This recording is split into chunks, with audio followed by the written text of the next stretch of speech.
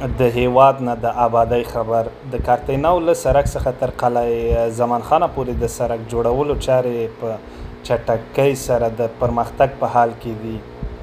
دا هم د پاس ویډیو در سره تر آخره پورې وګورئ.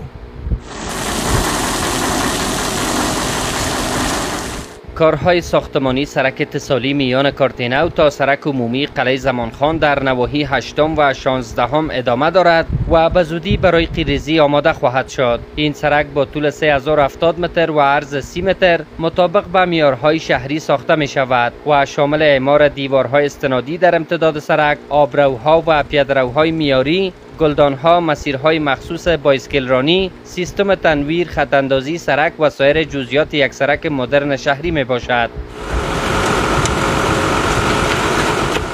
ټوټل اوږدوالی د دې 3080 متره دی او پراخوالی 10 متره دی چې په دې کې ویالي شامل دي، په دې کې بایسکلوی شامل دی، په دې کې لاټینګ سیستم شته دی او ګلدانونه پکې شامل دي. 6000 متره مکعب موږ سنګکاري کړې ده او همدارنګه په سابګریډ طبقاتو باندې کار شروع دی.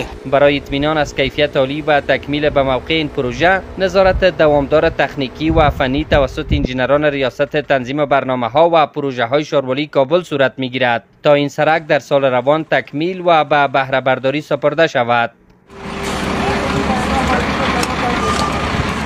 ژمي کې خو په دې ساحو کې بیخي ګشت و ګذر نه کېده، موټر به نشو راتلی. خدای شاروالۍ ته خیر ورکړي، ډېر زیات نه خوشحاله د حد نه زیات خوشحاله. هغه پروژې چې په تېر دولت کې بندې پاتې وي هغه ټولې اوس په حل شوي دي او روانې دي.